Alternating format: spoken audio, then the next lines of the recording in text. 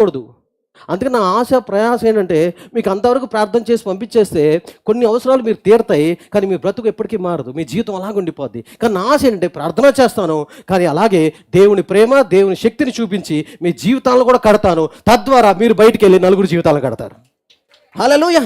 అది ప్రార్థన చేసి పంపించేయచ్చు, కానీ నువ్వు మారితే నలుగురు మారుస్తావు. దేవుళ్ళు మంచి మారుస్తావు, సాక్ష్యంతో నిలబడతావు, ఒక సాక్ష్యం చెప్తావు. నలుగురు నీ గురించి అనుకోవాలా, నీలాగా ఉండాలనిపిస్తుందమ్మా, నీలాగా ఉండాలనిపిస్తుందయ్యా, ఒకప్పుడు నీ జీవితం నాకు తెలుసు, కానీ ఎంత మారావు, నాకు నీలాంటి జీవితం కావాలి. ఇద్దరం పాపంలోనే బతికాం, కానీ యేసు ప్రభుని తెలుసుకుని మారు మనసు పొంది మంచిగా ఉన్నావు. ఇప్పుడు నీకు విలువ గౌరవం ఉంది, కానీ నేను ఇట్లాగా ఉండిపోయాను, నాకు నీలాగా ఉండాలి అని సాక్ష్యం ఎదుటితో మీరు చెప్పించుకోవాలి. అది నా ఆశ.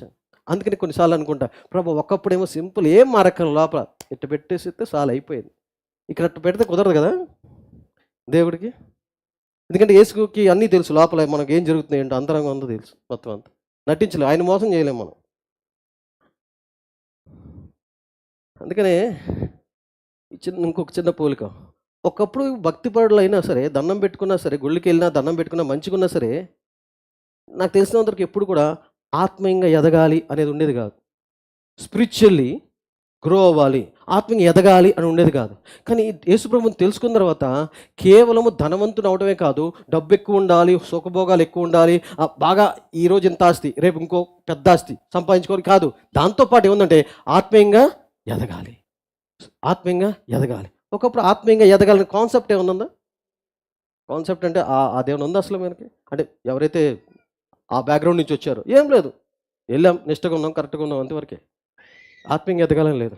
కానీ ఎప్పుడే యేసు ప్రభుని తెలుసుకుంటాం, ఏమనిపిస్తుంటే లోపల, దేవా యేసయ్య నేను తెలుసుకోవడమే కాదు, నీకు దగ్గరగా జీవించాలి, నీ గురించి ఇంకా తెలుసుకోవాలి, నీలో నిలిచి ఉండాలి, నీలో ఆనందించాలి ప్రతిరోజు కూడా. ఏమేన్ అది జీవితం. దానికి దీనికి అది నవ్వు వచ్చింది. ప్రభు నీలో కొంచెం కష్టపడాల్సి వస్తుంది. ప్రభు కష్టపడతాం అంటే ఏంటి? ఇది మార్చుకోవడం కష్టం కదా. కోపాన్ని, అసూయిని, ద్వేషాన్ని, పగని, ప్రతీకారాన్ని, తర్వాత నీ శత్రువుని కూడా ప్రేమించడం కష్టం కదా. పర్లేదు, కనీసం మీకు వినబెట్టానో మీరు చెప్పుకోండి. కనీసం ప్రేమించడం, క్షమించడం చాలా కష్టం. అక్కడ నో ప్రాబ్లం, ఇక్కడే ప్రాబ్లం.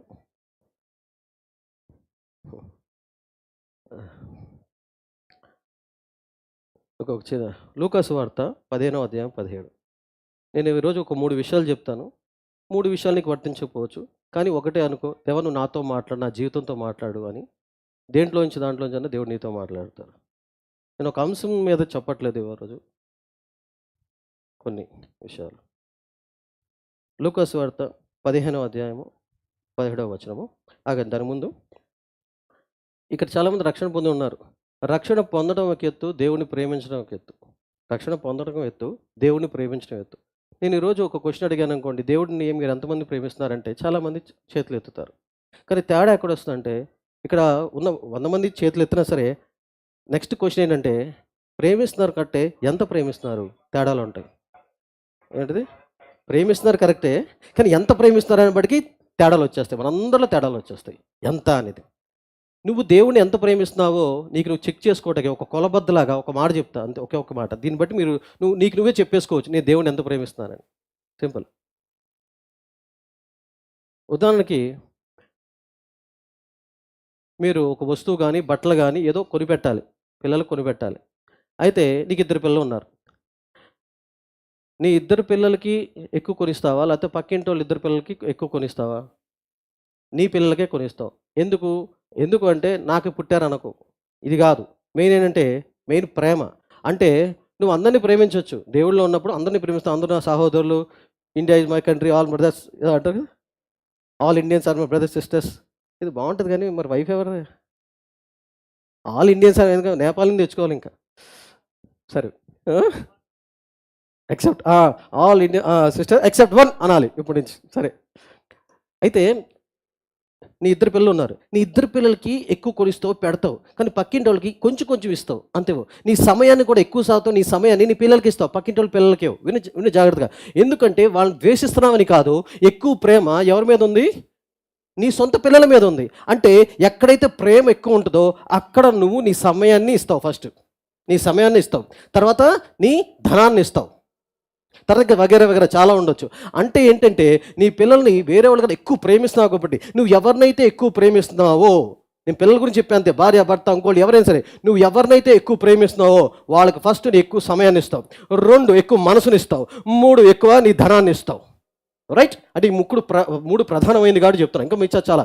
అంటే నువ్వు ఎప్పుడైతే దేవుణ్ణి ఎక్కువ ప్రేమిస్తున్నావో అది ఎలా తెలుస్తుంది అంటే, దేవుడికి నువ్వు ఇచ్చిన దాంట్లో తెలుస్తుంది ప్రేమిస్తున్నావని. దేవుడికి నువ్వు ఇచ్చే దాంట్లో తెలుసుద్ది నీ ప్రేమ దేవుడి మీద ఎంత ఉంది అని. ఇందాక చెప్పా కదా, నువ్వు ఎవరైతే ఎక్కువ ప్రేమిస్తావో నీ సమయాన్ని ఇస్తావు, నీ ధనాన్ని ఇస్తావు, నీ మనసుని ఇస్తావు, నీ ఆలోచనలు ఇస్తావు, అంతా ఎందుకంటే ప్రేమిస్తున్నావు కాబట్టి. అదే వేరేవాడికి ఇవ్వవు, వేరేవాళ్ళు ద్వేషం అని కాదు, కానీ ఎక్కువ ప్రేమిస్తున్నావు కాబట్టి. అలాగే నువ్వు దేవుడిని ఎంత ప్రేమిస్తావు కాబట్టి ఎంతవరకు ప్రేమిస్తావు, ఏ రేంజ్లో ప్రేమిస్తావు అంటే అది ఎలా తెలుసుకోవచ్చు అంటే, నువ్వు దేవుడికి ఎంత ఇస్తున్నావు, ఏమి ఇస్తున్నావు, ఏం చేస్తున్నావు, దాన్ని బట్టి అర్థమైపోద్ది నీకు దేవుడి మీద ఎంత ప్రేమ ఉందో అని. నువ్వు రక్షణ పొందావు కరెక్టే, కానీ ప్రేమించే విధానంలో తేడా ఉంటుంది. నువ్వు నిజంగా దేవుని ఎక్కువ ప్రేమిస్తే నీ సమయాన్ని ఇస్తావు దేవుడికి, అనవసరంగా నీ సమయాన్ని వేస్ట్ చేసుకో. రెండోది త్యాగం ఉంటుంది, దాంట్లో సమర్పిస్తావు. ఏదైనా సరే నేను రెడీ అండి దేవుని కోసం, ఇవ్వటానికి రెడీ, ప్రార్థన చేయడానికి రెడీ, నా సమయాన్ని ఇవ్వటానికి రెడీ, పరిచయం చేయడానికి రెడీ. ఎందుకంటే ఒకటేనండి, ఏం లేదండి, ఆయన అంటే నాకు ఇష్టం అండి, ఇంతే, ఇంకేం కాబట్టి నాకు అభిషేకం ఉందండి, వరం ఉంది, ఈ మాట్లాడవచ్చు నువ్వు. ఒకటే, నాకు దేవుడు అంటే ఇష్టం అండి, ప్రేమ అండి. మీ జీవితంలో ఒకళ్ళన్నా ఇష్టపడే వాళ్ళు ఉన్నారా? మిమ్మల్ని కాదు, మీరు ఇష్టపడే వాళ్ళు ఉన్నారా? చేతులు ఎత్తద్దు, ఉండుంటారు కదా. నువ్వు వాళ్ళకి ఏదో ఒకటి కొనిపెడతావు, చేస్తావు. ఎందుకు ఇస్తున్నావు, ఎందుకు కొనిపెడతావు, నాకు ఎందుకు ఇస్తున్నావు అంటే ఒకే సభ అని చెప్తావు, వాళ్ళంటే నాకు ఇష్టం అండి. వాళ్ళతో ఎక్కువ టైం గడుపుతావు ఎందుకు అని ప్రశ్నిస్తే ఏం చెప్తావు? నాకు ఇష్టం అండి, అలాంటే నాకు ప్రేమ అండి, ఇంతే. అలాగే దేవుణ్ణి ఎంత ప్రేమిస్తున్నావో నీకు నువ్వే తెలుసుకో. నీ సమయాన్ని దేవుడికి ఎంత ఇస్తున్నావు, నీ ధనాన్ని ఎంత ఇస్తున్నావు, లేకపోతే నీ మనసుకి ఎంత ఇస్తున్నావు, నీ మనసులో చోటు ఎంత ఇస్తున్నావు, నీ ఆలోచనలో చోటు ఎంత ఇచ్చావో దాన్ని బట్టే నీకు అర్థమైపోద్ది నువ్వు దేవుడిని ఎంత ప్రేమిస్తున్నావు. ఏమండి ప్రార్థన చేస్తున్నానండి, నీకు ఒక మాట చెప్పనా, ఒక 3 గంటలు 4 గంటలు ప్రార్థన చేసే ఓడు కూడా దేవుడిని ప్రేమించకుండా ప్రార్థన చేయొచ్చు. అదెట్లా కుదురుద్దండి, ఎందుకంటే ఆడ అవసరం అండి. ఆడు దేవుడు ప్రేమించట్లా, వాడికి అవసరం. వాళ్ళ ఇంట్లో ఏదో కష్టం వచ్చింది, నష్టం వచ్చింది, తద్వారా ఎవరో ఉపవాసం ఉండి ప్రార్థన చేయమన్నారు, ఉపవాసం ఉండి ప్రార్థన చేసిన ఎడల దేవుడు కదులుతాడు అని చెప్పుంటారు ఎక్కడోసారి. మీకు ఒక మాట చెప్పనా, దేవుడు ఇరుక్కుపోలే కదలటానికి. మీరు దేవుడిని కదిలించేంత ప్రయత్నం చేయొద్దు. ఎందుకంటే చాలామంది విన్నాను నేను, మనం ప్రార్థన చేస్తే దేవుడు కదులుతాడు అంటారు. ఆయన ఆవేశం చెప్తే వీళ్ళు ఆవేశంతో కొట్టేస్తారు చప్పట్లు. దేవుడు కదలడు, నువ్వెంత ప్రార్థన చేసినా కదలడు. అసలు నువ్వెంత కన్నీరు కాచినా కదలడు, నువ్వు 40 రోజులు ఉపవాసం ఉన్నా కదలడు దేవుడు. అదేంటయ్యా, ఇప్పుడు దాకా చేసినంత నేనేమైందయ్యా, ఉంది ఆయన బుడ్లో దాచాడు, ఉంచు, నీ కన్నీరు అంతా ఆయన బుడ్లో ఉంది, ఇస్తాడు, నీకు తిరిగి ఇస్తాడు. అంటే వాక్యం సరిగ్గా అర్థం చేసుకోక పాపం దేవుడి మీద నెట్టేస్తూ ఉంటారు కొన్ని. నేను చేశాను కదా అని. నేను ఎందుకు చెప్పానంటే దేవుడు కదలడం అని, ఆయన ఆల్రెడీ కదిలి దివి నుంచి భూమికి మన కోసం వచ్చాడు ఆయన. ఇంకెంత కదలాలి, కదలటమే కాదు, రావటమే కాదు, ఆయన ఏం చేశాడంటే నీకోసం నా కోసం త్యాగం చేశాడు. ఒక చిన్న ఆలోచించండి. ఇప్పుడు అసలు మనకు పెద్ద శత్రువు ఎవరు? మామూలుగా మన అనొద్దులే కానీ మామూలుగా శత్రువు ఎవరు? అపవాది. అసలు దేవుడు సిలువు మీద అపవాదిని ఎదిరించాడు, కరెక్టే. నేను ఒక చిన్న ఆలోచన వచ్చింది నాకు, ఇలా ఆలోచిద్దాం. యేసు ప్రభు ఆయన దేవుడై ఉండి సాతాన్ని ఎదిరించాలంటే, చంపాలంటే సింపుల్గా చిటికేస్తే సాతాన్ చచ్చిపోతాడు, పోతాడు, అసలు ఎప్పటికీ ఉండడు.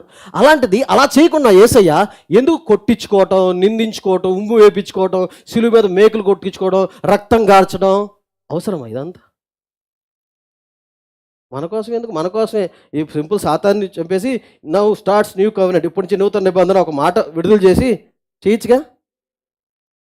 ఆ కష్టాలు ఎందుకు, కన్నీళ్ళు ఎందుకు, ఈడ్పించుకోవడం ఎందుకు, కొట్టించుకోవడం ఎందుకు, నలగొట్టుకోవడం ఎందుకు, ఆ సిలువేంటి, రక్తమేంటి, ఈ రక్త చరిత్ర ఎందుకు ఇదంతా? నాకు వచ్చింది ఆలోచన. సింపుల్, నువ్వు దేవుడు కదా, దేవుడికి సింపుల్, సాతానా నీ టైం అయిపోయింది, ఇంతవరకు నీకు అవకాశం చాలు, తూచి వెళ్ళిపో, ఎట్టంటే చాలు, పోతాడు. తర్వాత మనుషులందరినీ ఇప్పటి నుంచి నేను క్షమించేశా, నో ప్రాబ్లం, ఒక మాట చావుడు అయింది.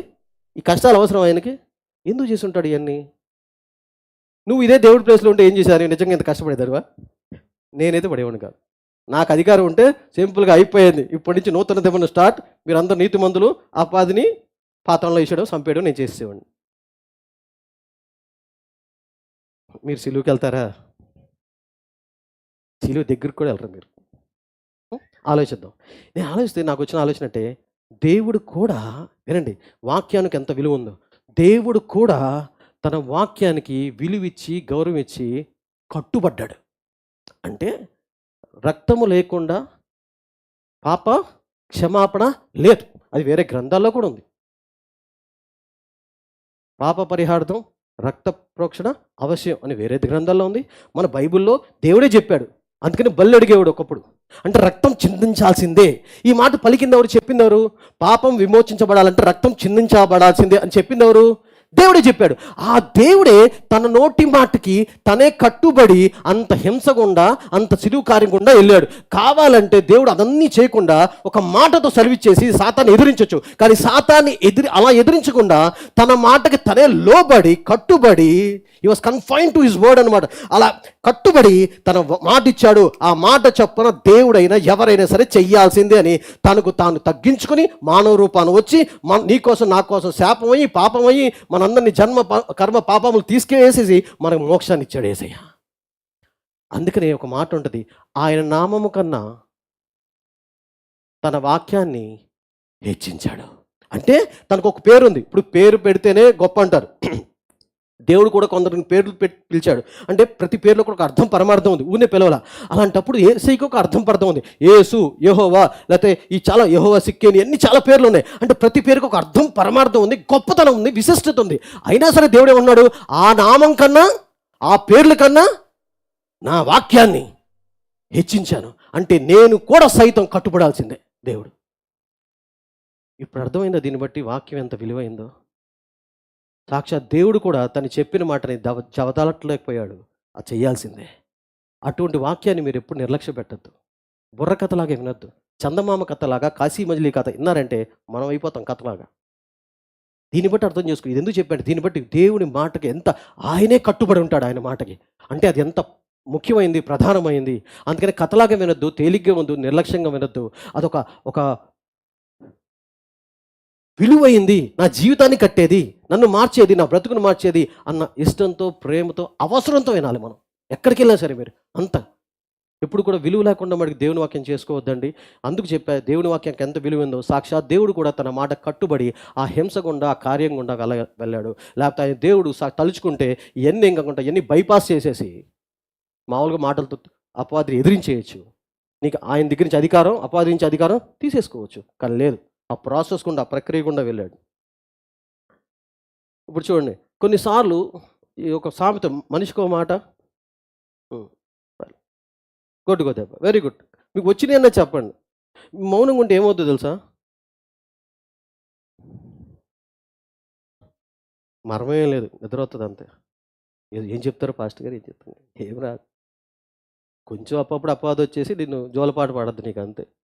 నువ్వు దర్శనగా అంటావు.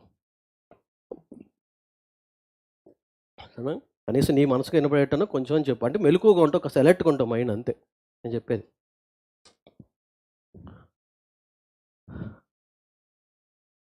మనిషికో మాట. Very good. చూసి సౌండ్ పెరిగింది సార్. Okay, good. అంటే దీన్ని తెలుగులో మనం సామెత బాగుంది, కానీ మనం ఆత్మీయంగా దేవుడిలోకి వచ్చేప్పటికి ఎలా అంటే, కొన్నిసార్లు కొందరు మనుషులు దేవుని యొక్క మాటలతో వింటారు. కొందరు వినకుండా పడి తెలుసుకుంటారు. ఇది అంతే. నీ జీవితంలో ఎప్పుడు జరిగిందా? నా జీవితంలో జరిగింది. నేను కొన్ని మాటలతో విన్నా దేవుడి. నేను రక్షణ పొందిన తర్వాత మాట చెప్పగానే కొన్ని వినలా అసలు. ఎప్పుడున్నానంటే పడి దెబ్బలు తగిలించుకుని అబ్బా అన్నప్పుడు ప్రవ్వా అన్నా నేను. అప్పుడు మార్చుకున్నా, నా బతుకు మార్చుకున్నా, నా ఆలోచన మార్చుకున్నా, అప్పుడు మారినాయి అంతే. అప్పుడు అనిపించింది ఈ సామెత భలే బైబిల్లో కూడా వర్తిస్తుంది. బైబిల్ ఎక్కడ ఉందో నాకు తెలియదు, కానీ మామూలుగా భలే వర్తిస్తుంది. నా జీవితంలో వర్తించింది. కొన్నిసార్లు దేవుడి మాట విన్నా, తర్వాత పడి నష్టం తెచ్చుకుని, కష్టం తెచ్చుకుని, వేదన దానికి వెళ్ళి ప్రభా ఐ ఫీల్ నువ్వు చెప్పింది కరెక్టే ప్రభా, నేను కొంచెం తొందరపడ్డా, ఎమోషనల్గా పోయా, నువ్వు చెప్పింది కరెక్టే, ఇంక వింటాలే ప్రభా, ఇప్పటి నుంచి నీ మాట అసలు బాబోయ్ వింటాను. మళ్ళీ 4 రోజుల తర్వాత మళ్ళీ వినలా నేను, మళ్ళా పడ్డా. అందుకనే నేను చెప్పేది ఏంటంటే, కొన్నిసార్లు మనిషి మాటకో దెబ్బ గొడ్డుకో దెబ్బ అన్నట్టే, కొన్ని మాటలతో వింటాం, కొన్ని పడి వింటాం. నా ఆశ ఏంటంటే, ఇప్పుడు దాకా అయిపోయింది, అది అయిపోయింది, పడతా ఉన్నాం, కానీ ఆ దెబ్బలు తగ్గించుకుందాం మనమందరం అన్నా, మీరు అన్నట్లా మనమందరం దెబ్బలు తగ్గించుకుందాం. ఎలా తగ్గించుకుంటాం దెబ్బలది? దేవుడు చెప్పినప్పుడు వినేయి. అందుకని నాకు తెలుసు, నాకుంది, నాకొచ్చు, నాకు చాలా జ్ఞానం ఉంది, నా పరువు ఉంది, ప్రతిష్ట ఉంది, నేను చదివా అంటే ఏం లేదు. మీ మనసుకు తెలుసు కదా మీకన్నా ఎక్కువ దేవుడికి తెలుసని. తెలీదా? సరే ఇంకోటి, నీ భవిష్యత్తు నీకన్నా ఎక్కువ బాగా దేవుడికే తెలుసు అంటావా? లేకపోతే నీకే తెలుసు అంటావా? Very good. మీరు ఒప్పుకుందే చేయండి చాలు. ఇంకేం చేయక్కల. లూకాసు వార్త పెట్టండి ప్లీజ్. ఇప్పుడు చూద్దాం దీని నుంచి ఒక చిన్నది నేర్చుకుందాం. పెట్టారా? అయితే బుద్ధి వచ్చినప్పుడు వాడు నా తండ్రి యొద్ద ఎంతో మంది 15 ప్లీజ్. 15 ముందు నుంచి కొంచెం జనాలకు అర్థం మళ్ళీ ఎక్కడి నుంచి ఏంటని. చదవనమ్మా. వెళ్ళి ఆ దేశస్థులలో ఒకని చెంత చేరెను. ఇది తప్పిపోయిన కుమారుడు కథ, సరేనా? అయితే ఒక పెద్దోడు చిన్నోడు ఉంటాడు. వీడు చిన్నోడు కదా, వీడు తండ్రి ఆస్తిని తీసుకెళ్ళిపోయి నాకు ఇచ్చే అంటాడు. I want to enjoy my life, నాకు బతకాలంది, స్వేచ్ఛగా స్వాతంత్రం కావాలా, నాకు హ్యాపీగా ఉండాలంది, ఇదంతా కాదు అని ఆస్తిని తీసుకుని వెళ్ళిపోతాడు చిన్నోడు. వెళ్ళిపోయి మొత్తం ఖర్చు పెట్టేస్తాడు. మొత్తం ఖర్చు పెట్టేసిన తర్వాత చదవండి. దేశస్థుల్లో ఒకని చెంత చేరెను. అతడు పందులను మేపుటకు తన పొలములోనికి వానిని పంపెను. వాడు పందులు తిను పొట్టుతో తన కడుపు నింపుకొన ఆశపడిన గాని ఎవడునూ వానికేమీయూ ఇయ్యలేదు. అయితే బుద్ధి వచ్చినప్పుడు వాడు నా తండ్రి యొద్ద ఎంతో మంది కూలివాండ్రకు అన్నము సమృద్ధిగా ఉన్నది, నేనైతే ఇక్కడ ఆకలికి చచ్చిపోవచ్చున్నాను. Next please. నేను లేచి నా తండ్రి యొద్దకు వెళ్ళి, తండ్రి, నేను పరలోకమునకు విరోధముగాను నీ ఎదుటను పాపము చేసి తిని. చాలు 16 పెట్టండి. 17 చాలు. ఈ స్టోరీ కథ అన్నారు. దీంట్లో వచ్చి ఏం సత్యం అంటే ఇక్కడ చూడు, అయితే బుద్ధి వచ్చినప్పుడు వాడు నా తండ్రి యొద్ద ఎంతోమంది ఉన్నారని గ్రహించాడు. ఇక్కడ చూడండి, అయితే బుద్ధి వచ్చినప్పుడు, అంతేకాని సాతాను విడిచినప్పుడు అని ఉందా అక్కడ? తనకి విడుదల వచ్చినప్పుడు, సాతాను విడిచి వెళ్ళిపోయినప్పుడు అని లేదు. తన బంధకం నుంచి బయటకు పడినప్పుడు అని లేదు. అయితే తనకి బుద్ధి వచ్చినప్పుడు, ఇంగ్లీష్లో when he came to his senses, when he came to himself అని ఉంటుంది బాగా. అంటే దాని తెలుగులో సింపుల్గా అయితే ఏం రాశారంటే అయితే బుద్ధి వచ్చినప్పుడు. అంతేగాని అక్కడ సాతాను విడిచిపోయినప్పుడు, వదిలిపోయినప్పుడు, దెయ్యం పోయినప్పుడు ఆడు గ్రహింపులోకి వచ్చాడని లేదు. బుద్ధి వచ్చినప్పుడు అంటే ఈ బుద్ధి ఎప్పుడు వచ్చింది? ప్రార్థన చేస్తూ వచ్చిందా? కాదు. అపవాది పోతే వచ్చిందా? కాదు. పరిశుద్ధాత్మదేవుడు తన మీదకు వచ్చినప్పుడు, ఆయన మీదకు వచ్చినప్పుడు వచ్చిందా బుద్ధి ఆయనకి? ఈ 3 కాదు. ఇది ఎప్పుడు వచ్చింది అంటే ఇలా కూడా జీవితంలో సహజంగా మనుషుల్లో ఉంటాయని చూపిస్తున్నాను అంతే. సో అపవాది విడిచినప్పుడు కాదు, పరిశుద్ధాత్మ దేవుడు తన మీదకి వచ్చినప్పుడు కాదు, లేకపోతే ఇంకోటి గొప్ప కార్యాలు జరిగినప్పుడు కాదు. ఏంటంటే అయితే బుద్ధి వచ్చినప్పుడు. ఆ మనిషికి బుద్ధి ఎప్పుడు వచ్చింది? నేను గ్యాప్ ఎందుకు ఇస్తాను అంటే తద్వారా మీరు ఆలోచిస్తారా అంతే. పర్లా ఆలోచించండి. బుద్ధి ఎప్పుడు వచ్చిందంటే అన్నీ పోయినప్పుడు వచ్చింది. అన్నీ ఊడిపోయినప్పుడు, అన్నీ పోయినప్పుడు, ఇక ఆ దగ్గర ఏమీ లేనప్పుడు బుద్ధి వచ్చింది. అదే కనుక అనుకుందాం. అందుకని పద్దాక చెప్తున్నా, దెయ్యం పోయినప్పుడు కాదు, దేవుడు దిగొచ్చినప్పుడు కాదు, ఆత్మ ఆయన మీదకి వచ్చినప్పుడు కాదు. అంటే ఎప్పుడు వచ్చిందంటే ఆయన దగ్గర ఉన్నాయి దేవుడి కన్నా ఎక్కువ, లేకపోతే మనుషుల కన్నా ఎక్కువ, దేవుడి కన్నా ఎక్కువ, మనుషుల కన్నా ఎక్కువ, తనకున్న దాన్ని బట్టి సంబరపడిపోయి, హెచ్చింపిపోయి, గర్వం అయిపోతే అప్పుడు దాకా ఉన్నప్పుడు రాలా బుద్ధి. అనుకుందావు ఇప్పటికీ ఆ బిడ్డ దగ్గర ఏం పోలేదు, అన్నీ ఉన్నాయి అనుకుందాం, బుద్ధి వచ్చేదా? వచ్చేది కాదు. అంతే. ఆ మనిషికి, ఆ కుమారుడికి ఎప్పుడు వచ్చింది బుద్ధి?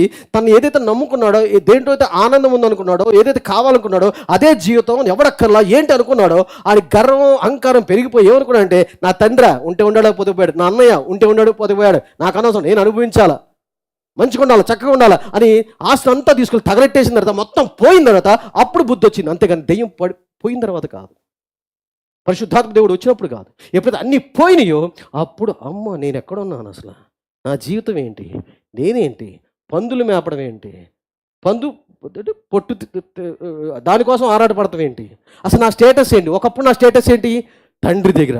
అసలు నా తండ్రి దగ్గర బోళ్ళు మంది పనులు ఉన్నారు, ఆ పనులకే మా తండ్రి గొప్ప భోజనం పెడతాడు. ఆడికి బుద్ధి వచ్చినప్పుడు. కొన్నిసార్లు మన జీవితాల్లో, మనుషుల జీవితాల్లో నేను అనుకునేది ఏంటంటే పద్దాక అపవాది కాదు, లేకపోతే పద్దాక దేవుడు, ఆఖరికి దేవుడు చెప్పినా ఎండ కొన్నిసార్లు ఆడికి ఎప్పుడైతే బుద్ధి వస్తుందో, ఎప్పుడు ఉన్నాయని ఓడతాయో, ఏదైతే నమ్ముకున్నాడో దేవుడికి విలువ ఇవ్వలా, తర్వాత కన్నా తండ్రికి కూడా విలువ ఇవ్వలా, అన్నయ్య ఉన్నాడు విలువ ఇవ్వలా, ఎప్పుడైతే పడ్డాడో ఏమీ లేకుండా పోయిందో అప్పుడు దేవుడు గుర్తొచ్చాడు.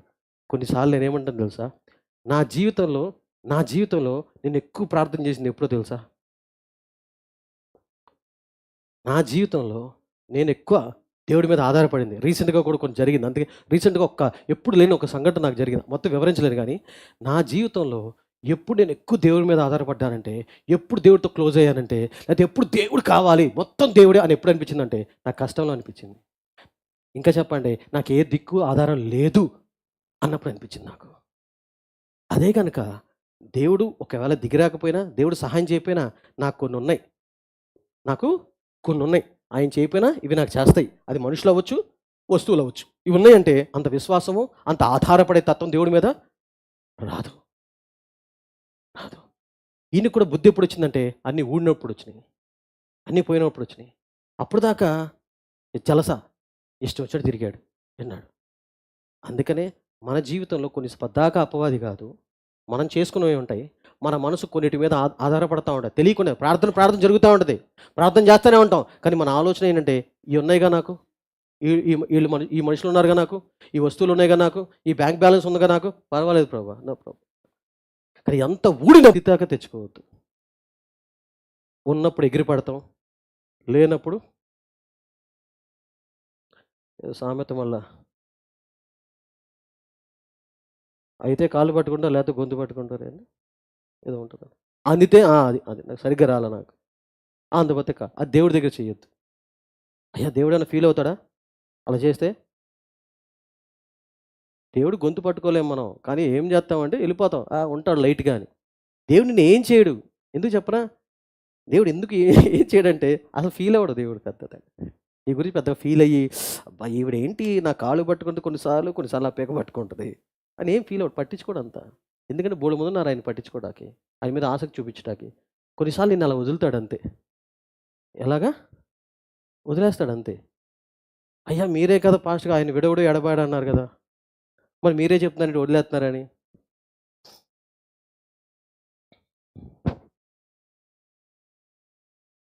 నిన్ను విడవడు ఎడబాయడు. ఎందుకంటే నీలోనే ఉన్నాడు కాబట్టి ఎక్కడికి పోలేడు ఆయన. ఎక్కడ వదిలేస్తాడంటే మనసులో నీకు చెప్పడం మానేస్తాడు కొన్నిసార్లు. ఇట్ట కాదు, ఈ అబ్బాయికి చెప్పి కాదు. కాసేపు టైం ఇస్తాడు నీకు.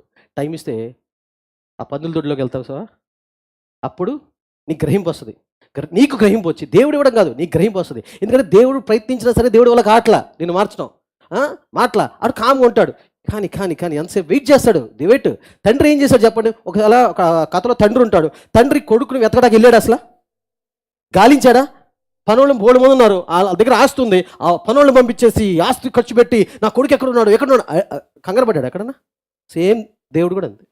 ఏం కంగారు లేదు, ఉండు సరే వెయిట్, పడి తెలుసుకుంటావా సరే. కానీ ఎప్పుడైతే ఆ బిడ్డకి బుద్ధి వచ్చిందో అప్పుడు ఎప్పుడైతే తండ్రి తట్టు తిరిగాడో తండ్రి పరిగెత్తుకుంటూ వచ్చాడు. అలాగే మనం కూడా కొన్నిసార్లు దేవుడు అలా కామ్గా చూసుకుంటూ ఉంటాడు అంతే.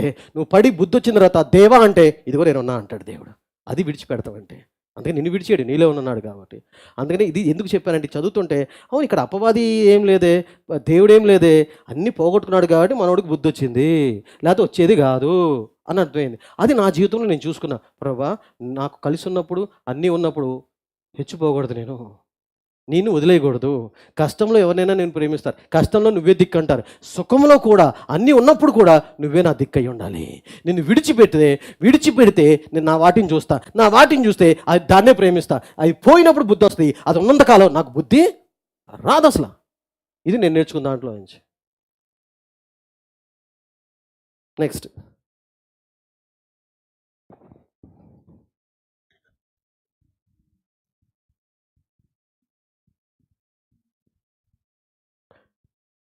మన జీవితాల్లో మనం ఎంత అభిషక్తుడు అయినప్పటికీ, ఎంత అనాయింటింగ్ ఉన్నా, అభిషేకం ఉన్నా సరే, మన భావోద్రేకాలు కనుక కంట్రోల్ లేకపోతే కొన్ని సమస్యలు తెచ్చుకుంటాం. జాగ్రత్తగా ఉండే మాట. నేను బైబిల్ నుంచి కొన్ని చూపిస్తాను. మనకి ఎంత అభిషేకం ఉన్నా, ఎన్ని కృపావరాలు ఉన్నా, దేవుడు ఎంత మనల్ని దీవించినా, ఆశీర్వదించినా, హెచ్చించినా, మన భావోద్రేకాల మట్టికి కంట్రోల్ లేకపోతే కొన్నిసార్లు అనవసరంగా కొన్ని ప్రమాదాలు అవ్వచ్చు, నష్టాలు అవ్వచ్చు, కష్టాలు అవ్వచ్చు తెచ్చుకుంటాం. ఉదాహరణకి అంటే కొన్నిసార్లు తొందరపాటు లేకపోతే కోపం, ముఖ్యంగా కోపంలో పిచ్చి నిర్ణయాలు తీసుకోవచ్చు, అనవసరమైన నిర్ణయాలు తీసుకోవచ్చు. కోపం కనుక కంట్రోల్ లేకపోతే చిన్నదానికి కోపం వస్తుంది. మీరు చూసుంటారు మీ జీవితంలో, మీ చుట్టాలు, మీ స్నేహితులు, మీరు అనుంటారు ఈడిక అరే ముక్కు మీద ఉంటుంది కోపం, ఇంత మాట అంటే బొయ్యి బుస్సం లెగుతాడు. మీరు అనొచ్చు నాతో, ఊరుకోండి ఎక్కడ చూడటం ఏంటంటే, నేను లేనా సాక్షిగా? ఏమనుకుంటున్నారు మీరు? వాళ్ళ గురించి వీళ్ళ గురించి మాడదు, నా గురించి మాట్లాడండి మీరు. నాకు లేదనుకుంటున్నారా తప్పు? నన్ను అవమానించొద్దు మీరు. వేరే వాళ్ళకి బుక్ మీదే ఉంది, నాకు అన్ని చోట్ల ఉంది. ఓకే, మిమ్మల్ని అవమానించట్లేదు కానీ ఇంకుంది. సో నాకు కొత్తలో కూడా రక్షణ పొందినప్పుడు కూడా కోపం ఉండేది. మంచికి మంచి, చెడుకు చెడే. కానీ ఎంత భాషలో మాట్లాడినా, కృపావరం ఉన్నా సరే, పరిశుద్ధాత్మ పొందుకున్నా సరే, నేను అభిషేకించబడినా నాకు కోపము పోలా. అంటే కోపం ఉండాలి, కానీ అనవసరమైన కోపం ఉండకూడదు. ఆ కోపం పోలా. దానివల్ల నేను నష్టాలు తెచ్చుకున్నా, మాటలు తెచ్చుకున్నా, నిందలు తెచ్చుకున్నా, అవమానాలు తెచ్చుకున్నా. ఎవరి కోపం? నా కోపం వల్ల, నా సొంత ఈ కోపం వల్ల. ఉదాహరణకి అదే భావోద్రేకాలు, కోపం, ఈ రెండు చెప్తాం. భావోద్రేకాలు అంటే చాలా ఉన్నాయి, దాంట్లో ఒక కోపం మాట్లాడదాం అంతే. 2 రకాలు భావోద్రేకాలు. ఉదాహరణకి చూడండి, దేవుడి వాక్యం కాకుండా, ఆత్మ నడిపింపు కాకుండా ఒకవేళ భావోద్రేకాల్లో పోతే, అది మామూలు మనిషి పోతే పర్లేదు, కానీ ఎంత అభిషేకం ఉన్నా ఒక మనిషికి భావోద్రేకాలు ప్రతి మనిషికి ఉంటాయి. ఎంత పెద్ద పాస్టర్ అయినా, అపోస్తలుడు అయినా, ఎంత గొప్పోడైనా సరే భావోద్రేకాలు ప్రతి మనిషికి ఉంటాయి. ఆ భావోద్రేకాల్ని మనం కంట్రోల్ చేసుకోవడం, లైన్ చేసుకోవడం తెలియాలి. తెలియకపోతే లేనిపోని కష్టాలు. ఉదాహరణకు చెప్తాను. బాప్తిజం ఇచ్చి యోహాన్ అన్నాడు. మీకు చదివించడానికి టైం లేదు కాబట్టి, మీకు తెలుసు కాబట్టి వాళ్ళు బాప్తిజం ఇచ్చి యోహాన్ ఉన్నాడు. ఆయన ఏమైందంటే, ఆయన ఎవరు ఎంత గొప్ప మనిషి అంటే, సాక్షాత్తు యేసు ప్రభు వారిని లోకానికి పరిచయం చేసిన వ్యక్తి. సాక్షాత్తు యేసు ప్రభు వారిని లోకానికి పరిచయం చేసి, ఇదిగో లోకపాపమును మోసుకెళ్ళే దేవుడు, లేదా గొర్రెపిల్ల, ఈ రక్షకుడు ఈయనే అంటే, అప్పుడు అందరూ యేసు ప్రభుని వెంబడించారు. అంటే ఏదంటారే, ఒక ఆయన పాస్టర్గా అభిషేకించాడు అని అంటే లోకానికి పరిచయం చేసిన వ్యక్తి బాప్తిజం ఇచ్చి యోహాన్. అసలు ఈయన పిలిపే అది. అసలు పుట్టుకే ఎలా అంటే చూడండి, తల్లి గర్భంలో ఉన్నప్పుడే పరిశుద్ధాత్మను పొందుకున్నాడు ఒకటి. తర్వాత తన ప్రత్యేకంగా పెరిగినవాడు, అందరిలాగా కాదు, ప్రత్యేకంగా అన్ని సాక్రిఫైస్ చేసి, త్యాగం చేసి పెరిగినవాడు. జలసాగా పెరిగినవాడు కాదు, సుఖంలో పెరిగినవాడు కాదు. తల్లి గర్భంలోని పరిశుద్ధాత్మ అనుకున్నాడు. రెండోది ఏంటంటే, మంచిగా, హ్యాపీగా, సంతోషంగా అన్ని ఉన్ని బతికినవాడు కాదు, ఒక త్యాగపూరితమైన జీవితం జీవించిన వాడు. మూడోది ఏంటంటే, ఆయన పని ఏంటంటే, ఆయన పర్పస్ అంటే దేవుడి యొక్క ఉద్దేశం, ఆ ప్రణాళిక ఆయన పట్ల ఏంటంటే, జీవితంలో లోకంకి యేసు ప్రభుని పరిచయం చేయడం. అద్భుతాలు చేయమని కాదు, మహత్కారాలు చేయమని కాదు, ఒకే ఒక పని ఆయనకి ఏంటంటే, ముఖ్యమైన పని యేసు ప్రభుని లోకానికి పరిచయం చేయటం. యేసు ప్రభుకున్న ముందు ఆయన మార్గం సరళం చేయటం. అందుకనే బాప్తిజం ఇచ్చి యోహాను ఒక మాట అంటాడు, నేను ఇప్పుడు మీకు పరిశుద్ధాత్మతో ఇలాగా, నా వెనక వచ్చేవాడు మీకు అగ్నితోనూ పరిశుద్ధాత్మ బాప్తిజం ఇస్తాడు. నేను తగ్గించబడాలా, ఆయన హెచ్చించబడాలి. చూడండి, ఇలాంటి వ్యక్తి జైల్లో ఉంటాడు. జైల్లో ఉన్నప్పుడు తన శిష్యులను పిలిచి, యేసు ప్రభు దగ్గరికి వెళ్ళి కనుక్కురండి, అసలు మెస్సయ్య నువ్వేనా, మేము వేరే వాళ్ళ కోసం చూడాలా అంటాడు. నమ్మట్లేదు, పెట్టండి, అది నేను పంపించాను, పెట్టండి. అందుకని అంత గొప్ప వ్యక్తి భావోద్రేకాల్లో వెళ్ళిపోయి ఏ మనిషినైతే, ఏ వ్యక్తినైతే లోకానికి పరిచయం చేశాడో, ఈయనే మెస్సయ్య, రక్షకుడు, లోక రక్షకుడు అని పరిచయం చేశాడో, ఆయన మీద అనుమానం వచ్చి భావోద్రేకాల్లోకి వెళ్ళిపోయి శిష్యులు పెట్టి, వెళ్ళి ఒకసారి కనుక్కురండి, అసలు నువ్వేనా మెస్సయ్యవి, నువ్వేనా రక్షకుడివి, నువ్వేనా లోకరక్షకుడివి, మేము వేరే వాళ్ళని చూసుకోవాలా అంటాడు. పెట్టారండి ప్లీజ్. నేను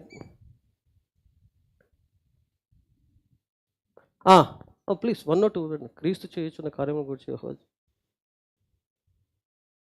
చదవండి అమ్మా. క్రీస్తు చేయుచున్న కార్యములను గూర్చి యోహాను చెరసాలలో విని, రాబోవు వాడవు నీవేనా, మేము మరి ఒకని కొరకు కనిపెట్టవలెనా అని ఆయనను అడుగుటకు తన శిష్యులను పంపెను. చాలు, రెండు పెట్టండి. ఇప్పుడు ఎవరినైతే నియమించాడో వారిని అడుగుటాకు పంపించాడు. ఇప్పుడు యేసుప్రభు ఉంటే, అది ఒక నేను ఆ ప్లేస్లో ఉంటే, నువ్వేగా నియమించావు నన్ను, నేను నియమించమన్నానా? నేనన్నా నా డబ్బెయ్యి, చాటింపు పెయ్యి అన్నాను? అసలు నేనేమన్నా లోకానికి పరిచయం చేయమన్నా? నువ్వేగా, ఇదిగో లోక పాపం మోసుకు గొర్రెపిల్ల నడిచావా, మాట్లాడావా, అందరూ నా ఎంట పడితే ఓకే అన్నావా? మరి నీకేమైంది ఇప్పుడు సడన్గా? నువ్వేగా చేసింది. ఇంకా ఏసే కూడా అనొచ్చు, ఇది నా మాటలు, నా సొంత మాటలు. యోహాను, అసలు తల్లి గర్భంలో నేను కూడా పరిశుద్ధాత్మ పొందుకోలేదు, నువ్వు పొందుకున్నావు. నువ్వు అంత ప్రత్యేకంగా బతికావు, నీ అభిషేకం ఏంటి? తర్వాత ఇంకో మాట అనొచ్చు, నువ్వేగా నాకు బాప్తిజం ఇచ్చింది. ఏసైకి బాప్తిజం ఇచ్చింది ఎవరు? యోహాను. నువ్వు ఇంత గొప్పవాడి, నువ్వేగా నన్ను పరిచయం చేసిన లోకానికి, నువ్వు మళ్ళీ డౌట్లు ఏంటి అంటే, ఎంత అభిషిక్తురాలైనా, ఎంత వరం ఉన్నా సరే, భావోద్రేకాల్ని కంట్రోల్ చేసుకోకపోతే తేడా వచ్చేస్తుంది. ఈయన భావోద్రేకాలకు లోనైపోయాడు. ఇక దేవుని వాక్యము, ఆయనకు వాక్యం తెలుసు, దేవుడు తెలుసు, అంత జీవించాడు. కానీ భావోద్రేకాల్లో, ఏ భావోద్రేకాలు? చూసిందని నమ్ముతున్నాడు. నేను అనుకోవటం ఏంటంటే తెలుసా, ఆయనకి ఎందుకు భావోద్రేకాలు వచ్చినాయి అంటే, యేసు ప్రభు రక్షకుడు కదా, రక్షకుడు అంటే రక్షించేవాడు. దాంట్లో ఏం గొప్పలేదు తెలుసు, మీరు ఏదో పెద్ద ఆశ్చర్యపోతారు. రక్షించాలంటే రక్షించేవాడు. ఇప్పుడు చూడండి, ఈ ఈ ఈ మీ సొంత వాళ్ళు ఎవరైనా సరే, మీ సొంత ఉండకూడదు, మీ సొంత వాళ్ళు ఎవరైనా జైల్లో ఉంటే కనీసం పలకరించడానికి వెళ్తారు లేదా? కనీసం మర్యాద కాదు అది. మీరు అంత కఠినంగా ఉండరు. ఎంత పనులున్నా, ఎంత బిజీ అయినా, పని కట్టుకొని, పని చూసుకొని, పని కుదురించుకొని కనీసం జైలుకి వెళ్ళి ఎంతో కొంత పెట్టి లేకపోతే పలకరించి వస్తారు లేదా? ఆ మనసు ఉందా మీ అందరికీ? రైట్. ఇప్పుడు బాప్తిజం ఇచ్చే యోహాను అనుకుంటున్నా ఈ దేవుడు చెప్పాడని చెప్పట్లా, అనుకోండి. బాప్తిజం ఇచ్చే యోహానుకి డౌట్లు ఎందుకు వచ్చినాయి అంటే, ఆయన జైల్లో ఉన్నాడు. జైల్లో ఉంటే యేసు ప్రభు కనీసం పలకరించడానికి కూడా వెళ్ళా. మళ్ళీ ఆయన ఎవరు? రక్షకుడు, రక్షించేవాడు. ఏంటి రక్షకుడు? నన్ను అసలు ఈ పాటికి జైల్లోంచి బయటికి తీసుకొస్తాడు అనుకున్నాను. నన్ను రక్షకుడు కదా, ఆయనకి అంత పవర్ ఉంది. ఆ పవర్ సంగతి తర్వాత అలా పలకరించడానికి కూడా రాలా. నువ్వే బాప్తిజం ఉంటే అనుకో, నేను ఊహించుకుంటా, అలా జైల్లో నువ్వు ఉన్నావు, నీకు పలకరించడానికి రాలా. నీ ఇష్టమైన వాళ్ళు, నువ్వు ప్రేమించేవాళ్ళు, నువ్వు కావాలనుకునేవాళ్ళు, నువ్వు అంతగా ఇష్టపడిన వాళ్ళు, నువ్వు పెంచిన వాళ్ళు, నువ్వు ప్రేమించిన వాళ్ళు, నువ్వు సహాయం చేసిన వాళ్ళు నువ్వు జైల్లో ఉన్నప్పుడు రాలా. ఏమనుకుంటావు నువ్వు? డౌట్లు వచ్చి, అసలు ఈ నావాడైనా అసలు వీడిగా నేను సహాయం చేసింది వచ్చేస్తాయి. అంటే మనకు పలకరింపులు పట్టింపులు ఎక్కువ కదా. కొందరు అసలు స్పందించట్లా, నిద్రావస్థలో ఉన్నారు. కనండి అయిన తర్వాత నాకు కళ్ళలో దర్శనాలు చెప్పండి. కనండి. ఓకే, ఆ పలకరింపులు పట్టింపులు జబ్బు ఎక్కడికి వచ్చింది? ఇక్కడ ఇప్పుడు బాప్తిజం యోహానుకి యేసయ్యని నేను ఇంట్రడ్యూస్ చేశా, ఆయనకి బాప్తిజం నేను ఇచ్చా, ఆయన లోకానికి పరిచయం చేశా. అసలు నేను కష్టంలో ఉన్నా, నష్టంలో ఉన్నా, జైల్లో ఉన్నా, ఒక్క రాలేదు. కనీసం యేసుప్రభు రాలా, కనీసం శిష్యులు రావచ్చుగా, యేసయ్యని పంపించవచ్చుగా శిష్యులన్నా, కనీసం క్యారేజ్ గట్ట రావచ్చుగా నా కోసం. ఏంలే. అప్పుడు భావోద్రేకాలు వచ్చేది. ఇక వాక్యము, దేవుడు, ప్రత్యక్షత అన్నీ పోయి అసలు నువ్వేనా రక్షకుడివి, మేము కొంచెం చూసుకోమంటావా అన్నాడు. భావోద్రేకాలకు లోనైపోయాడు. అంత అభిషిక్తుడు, అంత గొప్పవాడు. తర్వాత చూడండి, తర్వాత ఏలియా ఉంటాడు. ఏలియా గొప్ప భక్తుడు. నిజంగా భక్తుల పక్కన కూర్చోవడం చాలా ధన్యత. వాళ్ళతో తిరగటం, వాళ్ళతో పక్కన కూర్చోవడం. ఏలియా ఎలా అంటాడంటే, ఆకాశం నుంచి అగ్నిని దింపాడు, రోషంగా పౌరుషంగా ఉన్నాడు. తర్వాత ఏంటంటే ఛాలెంజింగ్గా మాట్లాడతాడు, సవాల్తో మాట్లాడతాడు. వర్షాన్ని ఆపాడు, వర్షాన్ని తిప్పి రప్పించాడు.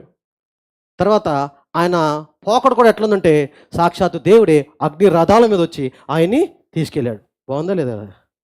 అలాంటి వాళ్ళతో తిరగడం ఎంతో ధన్యత, అలాంటి పక్కన ఉండటం గొప్ప. అలాంటి వాళ్ళతో ఎంతమంది ఏలియాతో ఉండాలనుకుంటారు, ఎంతమంది ఏలియా పక్కన కూర్చోవాలనుకుంటారు, ఎంతమంది ఏలియాతో సువార్తకి వెళ్దాలనుకుంటారు. అలాంటి గొప్ప వ్యక్తి, ఛాలెంజింగ్, డాషింగ్, డైనమిక్ అలాంటి.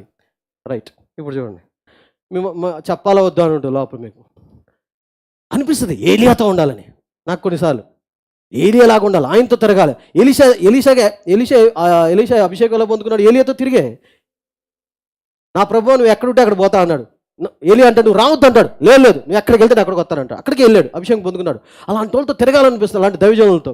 వినండి, అయితే ఇప్పుడు ఏలియా సమస్య ఏంటంటే భావోద్రేకాల సమస్య. ఆయనకు కూడా, ఆయన గొప్ప వ్యక్తే, చెప్పాక ఎంత గొప్పడో, ఆయన కూడా భావోద్రేకాల సమస్య. భావోద్రేకాల్లో ఏ ఉద్రేకం? భావోద్రేకాలు చాలా ఉన్నాయి. ఏ ఉద్రేకం అయింది, ప్రాబ్లం అయింది? కోపం. అనుకుందాం, నువ్వు అనుకుంటున్నావా ఏలియాతో తిరగాలని, ఏరియాతో ఉండాలని? ఒక్క సంఘటన చెప్తా, తిరుగుతూ చూద్దాం. ఆయన కోపం వచ్చింది. కోపం వస్తే కొండకి కూర్చున్నాడు. ఆయన పట్టుకోవడానికి సైన్యం వచ్చారు. ఏం మాట్లాడతా, నేను ప్రవక్తనైతే ఇలా కాల్చే అన్నాడు. అగ్ని దిగిరావాలన్నాడు. 51 మంది చచ్చిపోయారు. తర్వాత మళ్ళీ రెండోసారి తగ్గల కోపం, మొత్తం 122 మందిని చంపేశాడు. నువ్వు తిరుగుతావా ఆయనతో? ప్రవక్తే, తిరుగుతావా? నాకైతే తిరగబుద్ది కాదు. ఎందుకని ఎప్పుడు కోపం వచ్చి అగ్ని దింపుతాడు. ఆయన మాట్లాడితే అగ్ని వచ్చేస్తున్నాను. వరం, అభిషేకం ఏం చేస్తాం? అది దేవుడు పంపింది కాదు. దేవుడు సంపలాలని అమాయకుల్ని ఈయనకి ఇచ్చిన అభిషేకాన్ని వేరేగా వాడాడు అంతే. అప్పుడు నేను అనుకుందాం, నేను ఆయనతో ఉన్నాను అనుకో, నేను చిన్న తప్పు చేసిన నా మీద కోపం వచ్చిందంటే ఇక మాటలు ఉండవు, ఫైర్ అంటాడు అంతే. భస్మం. వాళ్ళు ఎవరో భార్య, లోతు భార్య ఏమైంది? ఉప్పు స్తంభం. మనం బూడిదవుతాం. అలాంటి వాడితో ఏం తిరుగుతాం? ప్రేమ, దయ, కరుణ, జాలి, కనికరం, క్షమించే భావం ఉంటే అప్పుడు ఆయనతో ఉండొచ్చు, తిరగొచ్చు. ఎప్పుడు కోపం వస్తుందో తెలియదు, ఎప్పుడు మూడు మారుద్దో తెలియదు. నిమిషానికి 4-5 మూడ్లు మారిపోతూ ఉంటాయి. ఇష్టం వచ్చినట్టు మాట్లాడతాడు. కాసేపు ఏమో రోషం అంటాడు, సరే కోపం వచ్చేస్తుంది, ఫైర్ అంటాడు. తిరుగుతావు నువ్వు? నా తెలిసి ఎప్పుడు తిరగడు ఇక్కడ. భయంతో తిరుగుతావు. భయం భయం భయం. ఆ ఎలీషా ఎట్ట తిరిగాడు కానీ ఆయనతో ఇప్పుడు మూడు మారుతో తెలియదు. మళ్ళీ ఆసక్తి గల ప్రార్థన చేస్తాడు దేవుడి దగ్గర. మనం అనుకుంటాం అబ్బా ఏం భక్తి, ఏం ఆశ, దేవుడు. మళ్ళీ సడన్గా ఒక గంటలో ఆయనకి ఏదో పుట్టిద్ది, నచ్చదు ఆయనకి మనం చేసే పని. నో మాటలు, ఓన్లీ చేతలు, అంతే. భయం వేస్తుంది. ఇప్పుడు చూసారా ఆ కోపానికి ఎంతోమంది బలయ్యారు. ఆ కోపానికి తన సేవను కూడా కట్ చేసుకున్నాడు. మళ్ళీ ఇంకో భావోద్రేకం ఏంటంటే కొన్నిసార్లు భావోద్రేకాలు అబద్ధాలు కూడా వచ్చేస్తాయి. అబద్ధాలు కాదు, తను గొప్పగా చెప్పేసుకుంటూ ఉంటాడు. అరణ్యంలో కూర్చొని ఏడుస్తూ ఉంటే దేవుడు అంటాడు, నువ్వు ఒక్కడే. ఈయన అంటాడు దేవుడితో, నేను ఒక్కడనే ఉన్నా ప్రభా, నీ కోసం బతుకుతున్నా, నీ కోసం సేవ చేస్తున్నా, నేను ఒక్కడనే ప్రభా నీ కోసం. అంటే దేవుడు అంటాడు, నీ ఒక్క కాకపోతే ఇంకా కొంతమంది దాచాను, ఇంకా ప్రవక్తలు ఉన్నారంటాడు. దేవుడు చెప్పినా సరే లేదు ప్రభా నేను ఒక్కడే ఉన్నా అంటాడు. భావోద్రేకాలు. మరి అంత అభిషేకం ఉంది. రోషానికి కోపానికి తేడా ఉంది, గుర్తుంచుకోండి. రోషం, కోపం. ఏలియా రోషం కలిగిన వాడే, కానీ ప్రాబ్లం ఏంటంటే రోషంతో పాటు కోపం ఉంది. అయ్యా రెండింటికి తేడా ఏంటి? తేడా ఏంటంటే నిన్ను ఏమన్నా అన్నారు, నువ్వు చదవలేవు, రాణించలేవు, నువ్వు బతకలేవు, లేకపోతే నువ్వు అది చేయలేవు, ఆ పని చేయలేవు అన్నారు. అప్పుడు కోపపడటం కాదు, ఆ రోషం తెచ్చుకుని ఆ పని చేసి చూపించాలి. అది రోషం. ఆ రోషం ఎప్పుడు ఉండాలి. కానీ కోపం ఏంటంటే ఆయన తిట్టేయటం. నువ్వు అంటావా, నన్ను ఈ మాట అంటావా, ఆ మాట అంటావా, లేకపోతే 10 మంది కాడి గురించి చెడ్డగా చెప్పడం, ఇది కోపం. ఇది ఉండకూడదు. ఆ రోషం అనేది ఉండాలి. ఎవరికి చెప్పక్కర్లా, అది తిట్టక్కర్లా. అన్నోడిని ఏమన్నా లోపల ఓకే, ఆ రోషం తెచ్చుకొని, ఆ మాటకి రోషం తెచ్చుకొని నువ్వు అలా బతికి చూపిస్తే అప్పుడు కొట్టినట్టు ఉంటుంది. అంటే సింపుల్. ఒక మాట చెప్తాను. నేను కొత్తలో సేవలోకి వచ్చినప్పుడు ఇక్కడ నాకు 2 మాటలు టచ్ అయినాయి బాగా హృదయానికి. నేను కొత్తగా అప్పుడే సేవ గెంటసాల వచ్చినప్పుడు ఒక మాట ఏంటంటే ఈ పల్లెటూరా నీకేం రావు అన్నారు. ఏంటి డబ్బులు కానుకలు నీకేం రావు, ఇక్కడికి వచ్చావు అన్నారు. ఫస్ట్ వాడికి గుర్తు బాగా తాకింది నాకు. అది ఎందుకు తాకిందంటే సేవకు వచ్చే డబ్బుల కోసం అనమాట. ఇది కాన్సెప్ట్ ఇక్కడ ఉంది, జనాల్లో అది ఉందన్నమాట. అప్పుడు కొత్తగా నాకు అంత ఏం క్రిస్టియానిటీ చర్చిల గురించి అంత ఎక్కువ తెలియదు, మినిస్టర్స్ సేవ గురించి నాకు ఎక్కువ ఏం తెలియదు. నేను వచ్చింది ఏంటంటే దేవుడు పిలిచాడు అంతే. తర్వాత నాకు నచ్చింది, నేను అనుభవించిన దేవుళ్ళు నలుగురు చెప్దామని, ఇదే నాది. అందుకని చర్చు, దానికి ఇవన్నీ నాకు తెలియదు అసలు. ఫస్ట్ రాగానే ఇక్కడ నువ్వేం సంపాదించలేవు, నువ్వు అంత పెద్ద చదువుకున్నావు, ఎందుకు ఇక్కడికి వస్తే నీకేం రాదు, బతకలేమన్నారు. ఇక్కడికి వస్తే నువ్వు బతకలేమన్నారు. ఆహా అనుకున్నా ఒకటి. రెండోది ఏంటి, ఇది పల్లెటూరు, జనాలు రారు అన్నారు. పల్లెటూరు జనాలు రారు, అంతేముండదండి ఇక్కడ అన్నారు. అంటే వాళ్ళ ఉద్దేశం సిటీలో జనాలు వస్తారు, సిటీలో చర్చిలు బాగుంటాయి, సిటీలో కార్యాలు జరుగుతాయి, సిటీలో డబ్బులు బాగా వస్తాయి. ఇప్పుడు ఆ మాటలు 2 నాకు తాకి ఏమొచ్చింది నా లోపల నుంచి? రోషం, కోపం రాలా. కోపం వస్తే ఎవడైతే అన్నాడో అని తిట్టేసేవాడు నాకు, లేకపోతే నా లోపల ఆయన చంపేసేవాడిని తిట్టుకుని. నాకు అది రాలా, రోషం వచ్చింది. రోషం అంటే అయితే అవునా, చేసి చూపిస్తా పల్లెటూరులోనే, ఆ సేవను ఏం చేసి చూపిస్తా. నేను బతకలేనంటే ఏంటి? సంఘం మీద ఆధారపడితే బతకలేను, దేవుడి మీద ఆధారపడితే ఎక్కడైనా బతకగలను. అది చేసి చూపించాలనుకున్నా. ఎస్. తర్వాత దేవా నా ఈ పల్లెటూరులో చర్చిలు ఏం మామూలుగా ఉన్నారు కదా, లేదు ప్రభా ఆత్మీయంగా కాదు, అద్భుతాలు జరుగుతాయి. దేవుడు ఎక్కడ ఎడారిలో ఉన్న అద్భుతాలు జరుగుతాయి. నాకు అది అయితే అద్భుతాలతో పాటు చర్చి కూడా బాగుండాలి ప్రభా, నేను కోరుకున్నాను. అందంగా ఉండాలి, నీట్గా ఉండాలి. ఉందా లేదా అందంగా, నీట్గా? హల్లెలూయా. కొట్టచ్చు, పర్లేదు. కందిపోతే పర్లేదు, కందిపోకుండా కొట్టాలి చప్పట్లు. అస్సలు మీ చేతులు అస్సలు, మీ ఆయన చాలా బాగా పెంచారు మిమ్మల్ని, అంతే కదా. కింద అయితే పూలు ఏదో అంటారు, పూల్లో పెంచాడు మిమ్మల్ని. పెంచాడయ్యా, కానీ కింద ముళ్ళు పెట్టాడని తెలియదయ్యా. పూలు పైకి బాగా కనపడేయ్యా, కింద ముళ్ళు ఉన్నాయి. సరే పక్కన ఆ రోషం వచ్చింది. పల్లెటూరులో జనాలు రావాలా, చూద్దాం ఎందుకు రాడు, నా దేవుడు సిటీలకే దేవుడా, పల్లెటూరుకి దేవుడు కదా అనిపించింది. రోషం వచ్చింది, కసి వచ్చింది, పట్టుదల, రోషము, కసి, పట్టుదల వచ్చింది. తర్వాత అందంగా ఉండే, డబ్బులు అక్కడికే వస్తాయా, పల్లెటూరులో కూలి పని చేసుకునేవాడు కదా, ఎవరు డబ్బులు ఇవ్వలేరు. కరెక్టే. దేవుడు దేవుడు మనుషుల మీద ఆధారపడితే ఇవ్వలేడు, కానీ దేవుడు ఎవరి మీద ఆధారపడకల్లా, ఎక్కడి నుంచి 4 దిక్కుల నుంచి పంపించేవాడు. అందుకని అంటారు కదా, నువ్వు కనుక ఒక ఫలానా దాన్ని నమ్ముకుంటే నీకు ఒకే దిక్కు, దేవుడు నమ్ముకుంటే 4 దిక్కుల నుంచి పంపిస్తాడు దేవుడు. అది ఎప్పుడూ ఉంది. అందుకే నేను బతికి చూపించాను, ఇన్నాళ్ళు బతికి చూపించాను. కష్టాల్లో ఉన్న, నష్టాల్లో. ఆస్తికర్తలు, ఆస్తిపరులు మీరు అంత పరువు ప్రతిష్ట పలుకుబడితో బతికేవాళ్ళు మీరు, మంచి స్తోత్రం. లేబడి చచ్చారంట. నేను అనుకున్నాను, ప్రభువా ఈ లేబర్ చర్చే ఏటోళ్ళకి ఇచ్చేలాగా ఉంటుంది ప్రభా. రోషం, కోపం రాకూడదు, అన్నోడి మీద కోపం రాకూడదు ప్రభా. నాకు ఇంకా అయితే అప్పుడు 10 సంవత్సరాల క్రితం రోషం వచ్చింది. మళ్ళీ ఇప్పుడు రోషం ఏంటంటే ప్రభా మా చర్చు రేపొద్దున ఘంటసాలలో ఎక్కడ ప్రమాదం జరిగితే ముందు గవర్నమెంట్ వాళ్ళు కాదు, మేము వెళ్ళాలి ప్రభా సహాయం చేయడానికి. ఆ కృపను ప్రభా. సంఘం అంటే ఊరినే 4 పాటలు పాడి, స్తుతి పాటలు పాడి, చెత్తపడి కొట్టి ప్రార్థన వెళ్ళిపోవడం కాదు ప్రభా. మేము గవర్నమెంట్ కంటే ముందు నేను ఉంచేవాళ్ళ, ఏదో కోట్లతో సహాయం కాదు, ఉన్న దాంట్లో ఫస్ట్ కొంచెం ఉన్న 10 రూపాయలను సహాయం చేయ మేము ఉన్నాం అని ఉండాలి ప్రభా. హల్లెలూయా. లేబర్ చర్చ్ కదా ప్రభా. దేవుడిని ఏమడిగాను తెలుసా? దేవా జ్ఞానవంతుల్ని జ్ఞానం చేస్తే నీకు గొప్ప ఏం కాదు ప్రభా. ఉన్నోని చెప్తే పెద్ద నువ్వు గొప్పడివి కాదు ప్రభా. నేను దేవుడితో మాట్లాడాను అంటే దేవుడికి నాకు క్లోజ్నెస్ ఉందలే అంతే, దాన్ని బట్టి మా చనువు మాకుంది, అంత పెద్ద గొప్ప ఏం కాదు ప్రభా. జ్వరం తగ్గిస్తే డాక్టర్ గొప్పోడు కాదు, క్యాన్సర్ తగ్గిస్తే డాక్టర్ గొప్పోడు. అయితే ఈ లేబర్ చర్చ్ని గొప్పగా మార్చు, అప్పుడు గొప్పోడు అవుతావు. లేకపోతే నువ్వు మామూలుడివే. నాకు పెంట కుప్పల మీద పడి ఉన్నోడిని సింహాసనం ఎక్కించడం గొప్ప. సింహాసనం ఉన్నోడిని ఇంకో దేశంలో సింహాసనం ఇస్తే ఏం గొప్ప ఉంది? అది గొప్ప కాదు ప్రభా. సరే నీ ఇష్టం ప్రభా, నువ్వు గొప్పతోడు నువ్వు చూసుకో. ఇక దేవుడు ఏం చేస్తాడు? ఈ మాటలు పడిపోతాడు లేదా? ఫ్లాట్ పడిపోయి మనసు మార్చేసుకుంటాడు. అమ్మో కిరణ్ నన్ను ఇంత మాట అన్నాడు అంటే నన్ను నేను ప్రూవ్ చేసుకోవాలి, ఇప్పుడు నా గొప్పతనం చూపించు, మరి చూపించు, నేను రెడీ తీసుకుంటాను అన్నారు ప్రభా, నువ్వు చూపించు. ఇదన్నమాట. అది కోపం వేరు, రోషం వేరు. మీ ఇంట్లో కూడా ఏమన్నా మిమ్మల్ని మాట అంటే కోపం తెచ్చుకోవద్దు, రోషం తెచ్చుకోండి. మీ హస్బెండ్స్ ఏమైనా అన్నారా కూర బాగాలేదని? కోపం ఇచ్చుకోవద్దు, రోషం తెచ్చుకో. యూట్యూబ్ చూడు. నేను ఎందుకని ఎన్నిసార్లు అంట, మీకు రాని వంటలు కూడా నాకు వచ్చు, మొత్తం వచ్చు, ఏదైనా చేయగలను నేను. చైనీస్, థాయిలాండ్ మొత్తం అన్నీ ఏ దేశమైనా నేను చేయగలను. అంటే ఏంటి మనకు ఉంది, దాన్ని వాడుకో. కోపం తెచ్చుకోవద్దు. ఇంత కష్టపడి వండితే అంటాడా? ఎందుకు నీ కోపం? ఎందుకు? దానివల్ల ఏమో వృధా. ఈ విషయమే కాదు, చిన్న విషయం, ఏ విషయంలో అంటారు తొందర కోపం తెచ్చేసుకోవద్దు. నిదానించు.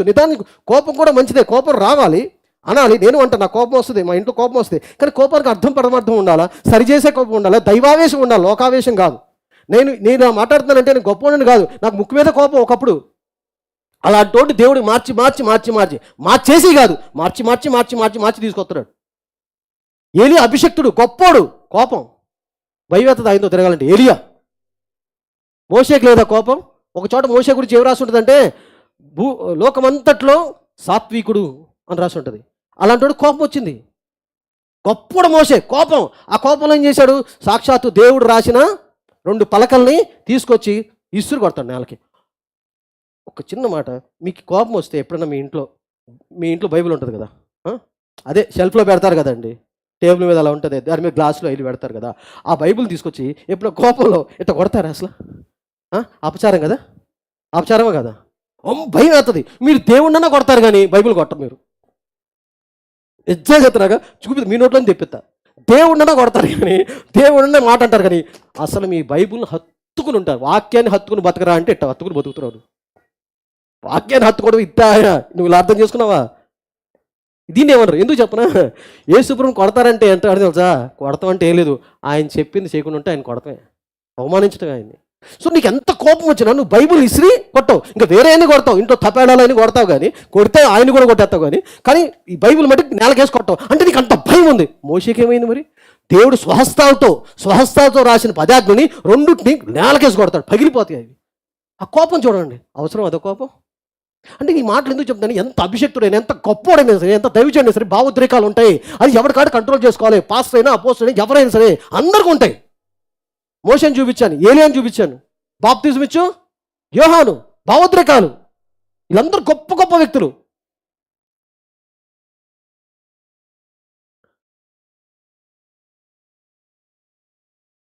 ఇప్పుడు అదే ఒకసారి ఇది చదవండి, మీకు చూపిస్తాను. ఏలియాది తప్ప కాదా అని. లూకాసు వార్త 9:52 చూడండి.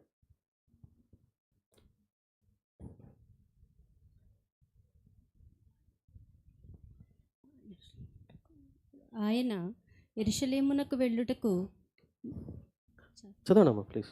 మనసు స్థిరపరచుకొని తన కంటే ముందుగా దూతలను పంపెను. ఎవరంటే పంపింది? యేసుప్రభు వారు అన్నమాట. చదువు. వారు వెళ్ళి ఆయనకు బస సిద్ధము చేయవలెనని సమరయుల యొక్క గ్రామంలో ప్రవేశించిరి గాని, యేసుప్రభు యొక్క శిష్యులు యేసుప్రభుకి బస ఏర్పాటు చేయాలని అక్కడికి వెళ్ళారన్నమాట. నెక్స్ట్, ఆయన యెరూషలేమునకు వెళ్ళ నభిముఖుడై ఉన్నందున వారు ఆయనను చేర్చుకొనలేదు.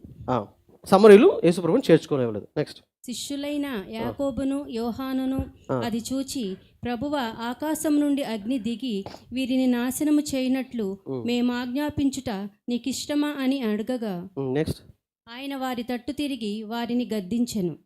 నెక్స్ట్ అంతటా వారు మరి ఒక గ్రామమునకు వెళ్ళిరి. ఇదిగా ఒక్క నిమిషం అండి.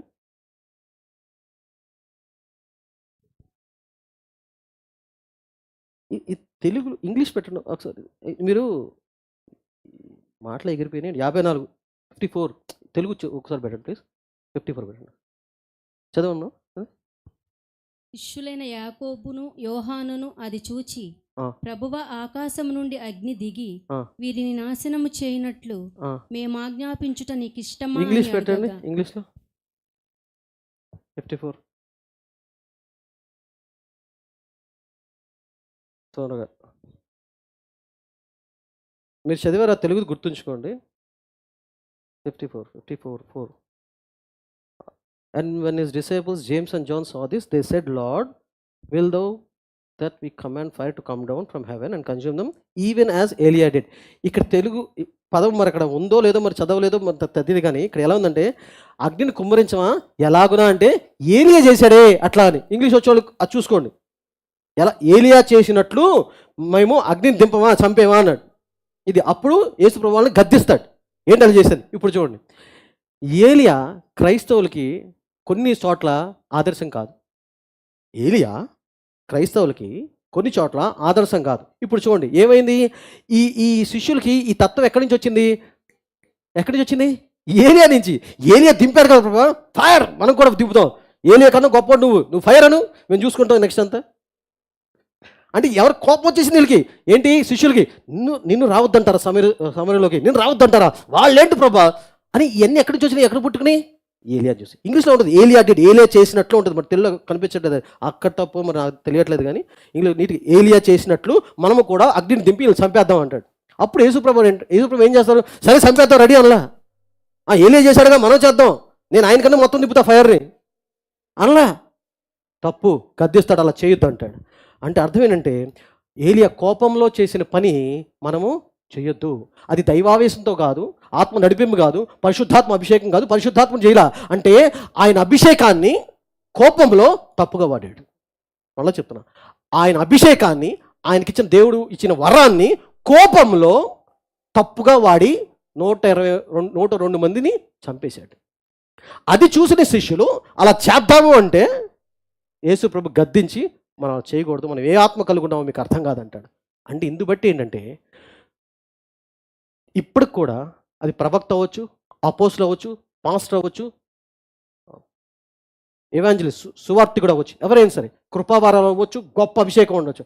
అయినప్పటికీ కూడా వాళ్ళ భావోద్రేకాలను గనక సరిగ్గా ఉపయోగించుకోకపోతే వాళ్ళ అభిషేకాన్ని, వాళ్ళ కృపావరాల్ని తప్పుగా ఉపయోగించుకునే ఆస్కారము ఉంది. ఎందుకంటే దేవుడు ఇచ్చిన వరాన్ని వెనక్కి తీసుకోడు. మీరు అనుకోవచ్చు, దేవుడు అలాంటి వాళ్ళకి ఎందుకు వరం ఇస్తాడండి? మరి వాళ్ళకి భావోద్రేకాలు ఉన్నది తెలుసు కదా, అలాంటి వాళ్ళకి వరం ఎందుకు ఇస్తాడు, అలాంటి వాళ్ళకి అభిషేకం ఎందుకు ఇస్తాడు? మరి ఈ డౌట్ రావచ్చు. దేవుడికి తెలుసు కదా వాళ్ళకి భావోద్రేకాలు ఉన్నాయని, వాళ్ళు కోపిస్తని తెలిస్తే అలాంటి ఏలియాకి ఎందుకండి అభిషేకం ఇవ్వటం? నా అలాంటి వాడికి ఇస్తే నేను సాత్వికుడు కదా, నేను చక్కగా చూసుకుంటా కదా. మీకు మాట చెప్తాను, ఆన్సర్ ఉంది నా దగ్గర, చెప్తాను. జవాబు ఏంటంటే భావోద్రేకాలు లేని మనిషిని లేడు కాబట్టి. దేవుడు కనపడలా ఇవ్వాల. అందుకు ఎంత అభిషేకం ఉన్నా సరే భావోద్రేకాలు కంట్రోల్ లేకపోతే అది ప్రవచన వరం అవ్వచ్చు, స్వస్థ వరం అవ్వచ్చు, ఇంకో అద్భుతాల వరం అవ్వచ్చు, అభిషేకం అవ్వచ్చు, ఏదైనా అవ్వచ్చు, దాన్ని తప్పుగా వాడుకునే ఆస్కారం ఉంది. అందుకని ఏలియాకి గొప్పవాడు ఏలియా, కానీ ఏలియా తన కోపాన్ని కంట్రోల్ చేసుకోలేదు కనుక భావోద్రేకాల్లో పోయి 102 మందిని చంపేశాడు. అలాగే మోషే సాత్వికుడే, గొప్పడే, అంత లక్షల మంది జనాంగాన్ని నడిపించాడు, చాలా గొప్పడు మోషే. అయినప్పటికీ కూడా తన కోపం కంట్రోల్ చేసుకోలేదు కాబట్టి సాక్షాత్తు దేవుడు తన స్వహస్తాలతో రాసిచ్చిన 2 పలకల్ని నేలకేసి కొట్టాడు అంతే. అలాగే బాప్తిసం ఇచ్చే యోహాను గర్భంలోనే, తల్లి గర్భంలో ఉన్నప్పుడే పరిశుద్ధాత్మను పొందుకున్నవాడు, గొప్పవాడు ఆయన. యేసు ప్రభుకు బాప్తిసం ఇచ్చాడు, యేసు ప్రభువు లోకానికి ఇంట్రడ్యూస్ చేశాడు, పరిచయం చేశాడు, ఈయన రక్షకుడు మెస్సయ్య. అలాంటి వాడు జైల్లో ఉన్నప్పుడు భావోద్రేకాలు వచ్చేసి అసలు నువ్వేనా యేసు ప్రభు, నువ్వేనా మెస్సయ్య, నువ్వు కాకపోతే వేరే మేము చూసుకోవాలా అని అడిగి పంపించడానికి శిష్యులు పంపించాడు. ఇవి చూసుకోండి. అందుకనే నేను అంటాను కొన్నిసార్లు చర్చిలో ఎలా ఉన్నామా కాదు, మనం బయటికి వెళ్ళాక మన చుట్టాలతో స్నేహితులతో ఇంట్లో ఎలా ఉన్నావా అని. చర్చిలో అందరూ మౌనవ్రతం పాటిస్తారు. అసలు నోట్లోంచి మంచి మాట కాదు, చెడ్డ మాట అసలు రాదు ఇక్కడ. అందరికీ ప్రభు స్తోత్రం చెప్తావు నువ్వు, అసలు లేనోళ్ళకి కూడా చెప్తావు, లేనోళ్ళు కూడా ప్రభు స్తోత్రం చెప్పావు. ఎట్టాగా అంటే అడిగినట్టు చెప్పండి వాళ్ళని అంటాం తెలుగులో. మన క్రైస్తవ భాషలో ఏంటంటే వాళ్ళకి ప్రభు స్తోత్రం చెప్పాను చెప్పండి అంటాం. ఆత్మీయత ఉట్టిపడద్ది, ఉట్టిపడద్ది. ఇక్కడ నాకైనా ఈ స్టేజ్ మీద నాది ఆత్మీయత ఉట్టిపడద్ది. ఈ లైటింగ్లో మరీ వెలుగుతూ ఉంటాను. మీరు అంతే. ఇది కాదు రియాలిటీ, నిజం కాదు. నీకు కష్టం వచ్చినప్పుడు, ప్రతికూల పరిస్థితులు అనుకూలంగా ప్రతికూల పరిస్థితి వచ్చినప్పుడు, నీ చుట్టూ జనాలు వేరే వేరేగా ఉన్నప్పుడు, అప్పుడు నీ భావోద్రేకాలు కంట్రోల్ చేసుకుంటావా, నీ మాటను కంట్రోల్ చేసుకుంటావా, నీ ఆలోచనలు కంట్రోల్ చేసుకుంటావా, తగ్గుంటావా, కామ్గా ఉంటావా, దైవావేశంతో వెళ్తావా లేకపోతే లోకావేశంతో వెళ్తావా? ఇంత తేడాలు ఉంటాయి. అభిషేకము వరాలు ఉచితంగా వస్తాయి, కానీ లోపల మార్పు అనేది కష్టపడితేనే వస్తుంది. మార్చుకోవాలి, మారాలి నేను అనే తపన్నోడికే లోపల మార్పు దేవుడు తీసుకొస్తాడే కానీ వరాన్ని చూసుకుని అభిషేకాన్ని చూస్తే నువ్వు వేరే వాళ్ళకి వాడబడతావు. నీ అభిషేకము నీ వరము వేరే వాళ్ళకి ఆశీర్వాదంగా ఉంటుంది, కానీ నీకెన్నటికీ ఆశీర్వాదంగా ఉండదు, నీకెన్నిటికీ ఆశీర్వాదం ఉండదు. దేవుడు వరాలు ఇచ్చేది సంఘ క్షేమాభివృద్ధి కోసం, వేరే వాళ్ళని బాగు చేయడానికి కానీ అంతే. కానీ వాక్యము, దేవుడితో సహవాసము, దేవుడితో ఉండుట అనేది మనం మార్చుకోవటానికి, మనం మార్చబడదాకి. ఈ మార్పు లేనిదే నువ్వు ఎంత ప్రార్థన చేయించుకున్నా వచ్చినా సరే. అందుకనే అంటాను, చర్చికి వచ్చినప్పుడు మీరు దేవుని వాక్యం వింటాకి రావద్దు. చర్చికి వచ్చినప్పుడు దేవుని వాక్యం వింటాకి మాత్రమే రావద్దు. వినాలంటే యూట్యూబ్లో చాలా వాక్యాలు ఉన్నాయి. ఇక్కడికి వచ్చేది ఏంటంటే నేర్చుకోవాలి, తెలుసుకోవాలి, నన్ను మార్చుకోవాలి, ఇంకా మారాలి, దేవుడికి ఇంకా దగ్గర అవ్వాలి. బతికేది కొద్ది కాలమే ఈ లోకంలో, శాశ్వతంగా కాదు. ఈ కొద్దిపాటి నా జీవితాన్ని దేవుడికి అర్పించి నేను జీవితాంతము కూడా దేవుళ్ళో నిలకడగా సాగిపోవాలి, ఇంకా తెలుసుకుంటాను. అందుకనే పౌలు అంటాడు, పౌలు ఒక గొప్ప అద్భుతాలు చేస్తాడు, ఎవరు చేయని అద్భుతాలు కూడా చేస్తాడు. దేవుడు తన చేత ప్రత్యేక అద్భుతాలు చేయించిన ఉంటుంది. స్పెషల్ మిరకల్, స్పెషల్ గ్రేస్ ఆయనకి ఇచ్చాడు. అంత గొప్పవాడు కూడా అంత సేవ చేసి అంటాడు కదా, నేను క్రీస్తు జ్ఞానము సంపాదించుకున్నట్టు అన్నిటినీ కూడా నష్టపరుచుకుంటున్నాను అంటాడు. ఇంకే జ్ఞానం నాకు అనిపిస్తుంది, ఇంకే జ్ఞానం అయ్యా, నువ్వు ఇంత ఎదిగావు, ఇంత పత్రికలు రాశావు, అద్భుతాలు చేశావు, గొప్ప కార్యాలు చేశావు, ఇంకా నీకు తప్పనేంటి? యేసుని తెలుసుకోవాలంట. పౌలు రక్షణ పొందాడు, సేవ చేస్తున్నాడు, పత్రికలు రాశాడు, అలాంటాడు నేను యేసయ్యని తెలుసుకోవాలి, ఇంకా యేసయ్యని తెలుసుకోవాలా. క్రీస్తు జ్ఞానము. అలాగే చర్చికి వచ్చినప్పుడు ఒకటే, నేను దేవుణ్ణి ఇంకా తెలుసుకోవాలా. నువ్వు రక్షణ పొందావు మంచిదే, నీ కష్టాలు ఉన్న సమస్యలు ప్రార్థన చేద్దాం, చేయించుకో, చెయ్యి, కరెక్టే. కానీ నా యేసయ్యని ఇంకా తెలుసుకోవాలి. 3 వ్యక్తుల గురించి తెలుసుకోవాలని చెప్పా పెద్ద 3. ఒకటి దేవుని తెలుసుకోవడానికి ఆశపడు, ఇంకా నేను దేవుని తెలుసుకోవాలి, సరిగ్గా తెలుసుకోవాలి. నా యేసు ఎంత మంచివాడు, నా యేసు ఎంత గొప్పవాడు, నాలో ఉన్నవాడు ఎంత గొప్పవాడు. అంతెందుకమ్మా, నువ్వు కట్టుకున్న ఇప్పుడు కొత్తగా ఏమన్నా పెళ్ళి అయినా సరే, ఏమన్నా పెళ్ళి ఆల్రెడీ అయిపోయినా సరే, అయితే అవ్వబోతున్నా సరే, నువ్వు కట్టుకున్న భార్య, కట్టుకున్న భర్త గురించి తెలుసుకోవాలనుకుంటావు లేదా? అనుకోవా? జీతం ఇస్తాడు చాలు, వండి పెడతా ఆయనకి, ఇంతేనా జీవితం? తెలుసుకోవాలని కోరుకుంటావు కదా. నా కట్టుకున్నోడు ఎట్టాంటోడు ఏంటి, నా కట్టుకుంది అసలు ఎట్టా అంటే తెలుసుకున్న ఆశ ఉంటుందా? లేకపోతే సింపుల్గా పని చేయించుకోవడమేనా? పని చేయించుకోవడానికి పని మనిషిని పెట్టుకోను, 2000 ఇచ్చిన నెలకు చాలు కాదు. ఆ మనిషి తెలుసుకోవాలన్నా. నేను ఒక మాట అడుగుతాను, ఒక మాట అడగడం కాదు. ఇప్పుడు పెళ్ళి అయిన తర్వాత భార్య నుంచి, భార్య భర్త నుంచి ఏం కోరుకుంటారు? అయ్యా ఇన్ని ఎందుకులేయా, లింక్ ఉందయ్యా, ఇక్కడ లింక్ ఉంది, నేను చెప్తాను, మీరేం తల ఊపొద్దులే, తల ఊపండి. కానీ ఒకవేళ చూడండి, భర్త భార్య దగ్గర నుంచి సింపుల్గా నాకు వండి పెట్టాలా, నా బట్టలు ఉతకాలి అంటే వండి పెట్టాలి, బట్టలు ఉతకాలి, ఇల్లు నీట్గా ఉంచాలి, ఇదే భర్త భార్య నుంచే కోరుకుంటున్నాడు. అప్పుడు అది నిజమైంది. అది దాని బదులు పని మనిషి పెట్టుకోవచ్చుగా. అలాని భార్య చేయకూడదా పనులు? చెయ్యాలి. కానీ దానికన్నా మించి భర్త భార్యతో టైం గడపాలా, ఒకళ్ళొకళ్ళు అర్థం చేసుకోవాలా, నన్నుగా ప్రేమించాలి. అంతేగా నేను ఊడుస్తున్నాను, వండి పెడుతున్నాను దాన్ని బట్టి ప్రేమించకూడదు, అవునా? అలాగే భార్య భర్త దగ్గర కూడా అదే కోరుకుంటుంది. అంతేగాని ఏ భార్య ఉండొచ్చులేండి, నెలకల్లా జీతం తేవాలా, చూసుకోవాలా, నాకు అది కొని పెట్టాలి, ఇది కొని పెట్టాలా, అది కరెక్ట్ కాదు. అది ఎంత నిజమో, పనులు చేయించుకోవాలా, అది కరెక్టే. కానీ దానికన్నా మించి ఒకరినొకరు తెలుసుకోవాలా, అర్థం చేసుకోవాలనే జ్ఞానం లేకపోతే అది నిజమైన కాపురం అని నేను అనుకోను. అలాగే దేవుళ్ళో కూడా దేవుడు మనకి చేస్తాడు, అద్భుతాలు చేస్తాడు, ఆశ్చర్యకార్యాలు చేస్తాడు, అన్నీ చేస్తాడు. కానీ దానికన్నా మించి మనకేం కావాలంటే యేసయ్య నీ గురించి ఇంకా తెలుసుకోవాలన్నయ్యా. పని చేయించుకోవడం కాదు, స్వస్థపరిపించుకోవడమే కాదు, విడుదల వచ్చిందే కాదు, లేకపోతే నువ్వు నాకు ఆర్థిక ఇబ్బందులు తీర్చావే కాదయ్యా, అది కావాలి కరెక్టే, దానికన్నా మించి నిన్ను తెలుసుకోవాలి ఏసయ్యా. ఇంకా నేను అవంటే నో యూలో అదే పౌలు చేసిన పని. అన్నీ ఉన్నా సరే, అంతా చేసినా సరే నాకు నీ గురించి ఇంకా తెలుసుకోవాలి ఏసయ్యా. అవంటే నో యూలో. అందుకనే చర్చకు వచ్చినప్పుడు మీ ఆశ చర్చే కాదు, మీ ఇంట్లో కూడా ఆశ అంటే నీ గురించి నేను తెలుసుకోవాలి సార్, నువ్వు ఎంత మంచోడు. అదేనా కట్టుకున్నోడు గురించి నీకు అంత తాపత్రం ఉంటే, కట్టుకున్నోడు నీ పక్కన ఉన్నోడు గురించి నీకు అంత తాపత్రం ఉంటే, తెలుసుకోవాలి, నా భార్య గురించి తెలుసుకోవాలి, నా భర్త గురించి తెలుసుకోవాలంటే నీలో ఉన్నోడు గురించి నువ్వెంత తెలుసుకోవాలి. నీ పక్కనోడు గురించే, నీ కట్టుకున్నోడు పక్కనోడు గురించే తెలుసుకోవాలి నీకు ఆశ ఉంటే, నీలో ఉన్నోడు యేసయ్య ఒక వ్యక్తి లోపల ఉన్నాడు, యేసయ్య లోపల ఉన్నాడు, ఆయన గురించి నీకు తెలుసుకోవాలని ఆశ లేదా? నాలో ఉన్నాడు ఎవడు, ఏంటి ఆయన గుణం ఏంటి, ఆయన బుద్ధి ఏంటి, ఆయన స్వభావం ఏంటి, నా యేసయ్య మనసు దేనికోసం తప్పిస్తుంది, ఆయన ఏం కోరుకుంటున్నాడు, ఆయన చిత్తం ఏంటి, ఆయన ఆవేశం ఏంటి, లేదా ఆరాటం ఏంటి, నా యేసయ్య ఎవరు, ఎంత మంచోడు, ఎంత ప్రేమించేవాడు, నా కోసం ఏం చేస్తున్నాడు అని తెలుసుకునే ఆశ లేదా నీకు? సింపుల్ వింటాం, వెళ్ళిపోవటం. నీ స్నేహితుల గురించి తెలుసుకోవాల్సి ఉంటుంది, ఇటు మంచోడా కాదా అని. నీ చుట్టాల గురించి తెలుసుకోవాల్సి ఉంటుంది, నీ భర్త భార్య గురించి తెలుసుకోవాలని ఉంటుంది. కొందరికి ఉండొచ్చు 10 సంవత్సరాలు కానీ ఇంకేం తెలుసుకున్నాను, 10 సంవత్సరాలు చూస్తున్నాను, ఇంకా తెలుసుకునేది ఏం లేదు ఆయన గురించి, ఓకే అయిపోయింది. కానీ కొత్తగా పెళ్ళైన వాళ్ళు ఎవరిని ఉంటే, ఇక్కడ ఎవరైనా కొత్తగా పెళ్ళైన ఉంటే నా భార్య అది చేసి పెట్టాలా, అది ఉండి పెట్టాలా కాదు, ఫస్ట్ అవి కావాలా, వండించుకో, చేపించుకో, తిను కాదంట్లా. దానికన్నా నా భార్య మంచి చెడ్డలు తెలుసుకోవాలి, బలం తెలుసుకో, నా భార్య యొక్క బలం తెలుసుకోవాలి, బలహీనత తెలుసుకోవాలి. బలం ఎందుకు తెలుసుకోవాలి? తద్వారా నేను మేలు పొందుతాము బలం వల్ల. బలహీనత ఎందుకు తెలుసుకోవాలి? 4 పేకటాకి కాదు. ఆమె బలహీనత ఎందుకు తెలుసుకోవాలంటే ఆమె బలహీనతలో నేను బలం అవుతా. హల్లెలూయా. ఆవిడ బలం తెలుసుకుని నేను ఉపయోగించుకుంటాము బలాన్ని. ఆమె బలహీనతలో నేను ఆవిడకి బలం అయ్యి అండగా ఉంటా. అందుకు సో కొత్తగానే ఉంటే అది తెలుసుకోండి, పని చేయించుకోండి, జీతం తెప్పించుకోండి. ఫస్ట్ రాగానే మీ ఆయన జీతం దగ్గర కొట్టేసాయి, తీసేసుకో. మా ఆవిడ అలాగే చేయకాదు, మా అమ్మ మా నాన్న రాగానే తీసేది. దొంగతనం పాపం కదా, అట్టంటోడి దగ్గర దొంగతనం చేస్తే పాపం లేదు నా ఫీలింగ్. ఎందుకంటే తాగి తందనాలంటే మొత్తం అవజేస్తున్నాడు. మా అమ్మ ఐడియా వచ్చింది, అది దేవుడు ఇచ్చింది కాదు, దేవుడు తెలుసుకోకముందు రాగానే ఆయన షర్ట్ అక్కడ పెడతాడు, తాగిన మొత్తం వస్తాడు, ఆడు పెడతాడు. మా అమ్మ ఒకసారి తీసేస్తుంది, ఏంటి ఆయనకి తెలిస్తే ఇంకా నేను పీకుతాడా అన్న. నాకు తెలుసు ఆయన గురించి అంది. ఓయమ్మ నీకు తెలుసు నా గురించి, అంత అర్థం చేసుకుంది ఆయన. నాకు తెలుసు ఆయన గురించి, ఇప్పుడు మళ్ళీ సోయిలో ఉండడు, ఆయనకు అర్థం కాదు.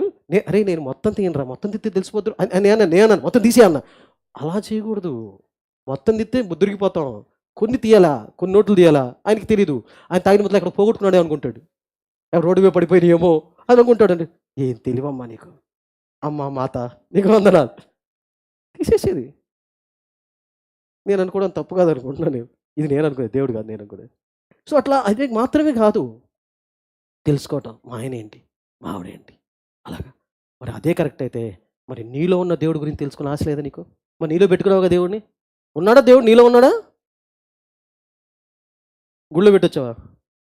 లేదుగా, నీలోనే ఉన్నాడు ఎప్పుడు. సో నీలో ఉన్నాడు గురించి తెలుసుకుని ఆశ లేదా? నీలో ఉన్నాడమ్మా, నీలో ఉండి ఏం చేస్తున్నాడు ఆయన, ఆయన ఎవరు ఎట్టంటోడు తెలుసుకోవాలి కదా, అది ఒకటి. రెండోది ఇంకోటి తెలుసుకోవాలి, ఎప్పుడు మనసు గుర్తుపెట్టు. ఒకటి దేవుడి గురించి తెలుసుకోవాలి బాగా, 2 అపవాది గురించి తెలుసుకోవాలి, శత్రువు కూడా, శత్రువు గురించి తెలుసుకోవాలి. అపవాది తంత్రం, మీరు అపవాది యొక్క తంత్రములు ఎరుగునట్లు ఎరుక్కోకుండా ఉండకూడదు అంటాడు పౌలు. మీరు తెలుసుకోవాలి, జ్ఞానం ఉండాలి అపవాది గురించి. మూడోది మన తర్వాత మనుషుల గురించి కూడా, దేవుడు, అపవాది, మనుషుల గురించి కూడా తెలుసుకోవాలి. వీళ్ళు ఎలాంటి వాళ్ళు ఏంటి, ఇలా బుద్ధి ఏంటి, తత్వం ఏంటి. ఎప్పుడు కూడా చెప్తున్నా, మనిషి యొక్క పొగడ్తలకి పొంగిపోవద్దు, మనిషి యొక్క తిట్లకి కుంగిపోవద్దు. ఎవడు ఎట్టండి కూడా తెలుసుకోవాలి. ఓ జ్ఞానవంతుడు మనం తిట్టినా పడు, తప్పులేదు. ఒక జ్ఞానవంతుడు మనం తిట్టినా కొట్టినా పడతాం, మేలు. ఒక మూర్ఖుడు మనం పొగిడినా వేస్ట్. కొందరికి ఏంటంటే ఆడెవడో నాకు వద్దు, నన్ను పొగిడితే చాలు చక్కగా ఉంటుంది, నన్ను ఎప్పుడు మెచ్చుకోవాలా, పొగడాలా, నన్ను ఎప్పుడు ఎత్తేయాలా, అంతే. అది కాదు, మనుషుల గురించి కూడా తెలుసుకో. వీళ్ళ బుద్ధి ఏంటి, వీళ్ళ తత్వం ఏంటి, వీళ్ళ స్వభావం ఏంటి. మీకు ఒక మాట చెప్పిన, ఇది తెలియటం వల్ల నాకు చాలా విడుదల వచ్చింది. ఉదాహరణకి ఒక అబ్బాయి అమ్మాయి ఉన్న ఆవిడ బుద్ధి, ఆయన బుద్ధి నాకు చండాల బుద్ధి అని తెలుసు అనుకుందాం, చండాల బుద్ధి. అప్పుడు ఏమో తెలుసా, ఆయన తిట్టినంత పట్టించుకోను అసలు, ఈడ ఇట్టడే బాగుతాడులే, నేను పట్టించుకోను అసలు, అస్సలు పట్టించుకోను. రిలీఫ్ కదా, హ్యాపీ. నేను ఫస్ట్ ఎక్కువ శాతం పై రూపం చూసేవాడిని. ఒకప్పుడు కొత్తలో చాలా సంవత్సరాలు పై రూపం అంటే ఏంటి? మంచిగా మాట్లాడటం, ప్రేమించటం, ఇవన్నీ చూసి మురిసిపోయేవాడిని, పడిపోయేవాడిని. సజీవులారా, మృతులను పాతిపెట్టుకుంటారు. ఓకే. నాకు ఆ బుద్ధి ఉండేది. అంటే వాళ్ళు ప్రేమగా మాట్లాడినా, మంచిగా మాట్లాడినా చాలు. వాళ్ళ లోపల గురించి అర్థం చేసుకునేవాడిని కాదు. అప్పుడు తర్వాత నేను పడి, అదే మనిషికో మాట, వెరీ గుడ్. నేను 2 జాతిలో పడ్డాను. మాటలల్లా పడి తెలుసు అప్పటి నుంచి నేను చేసే పని ఏంటంటే, నా జీవితంలోకి ఏ మనిషి వచ్చినా సరే, ఏ విశ్వాసి, పాస్టర్ ఎవరు వచ్చినా సరే, నేను ఫస్ట్ ఏం చూస్తానంటే, అసలు వీళ్ళ మాటలు కాదు, వీళ్ళ బుద్ధి ఏంటి, వీళ్ళ తత్వం ఏంటి, ఫలానా విషయంలో వీళ్ళ బుద్ధి ఏంటి, ఫలానా విషయంలో వీళ్ళ తత్వం ఏంటి, అది చూస్తా. అది చూసి అప్పుడు ఏమనుకుంటా అంటే, ఒకవేళ బుద్ధే చండాలం అనుకో, ఆడు పొగిడినా, నన్ను మెచ్చుకున్నా, ఆఖరికి భోజనం పెట్టినా, పలహారం పెట్టినా, హోటల్ తీసుకెళ్ళి బిర్యానీ పెట్టినా, నేను అసలు లెక్క చేయను. సర్లే లెక్క చేయను, తింటాను.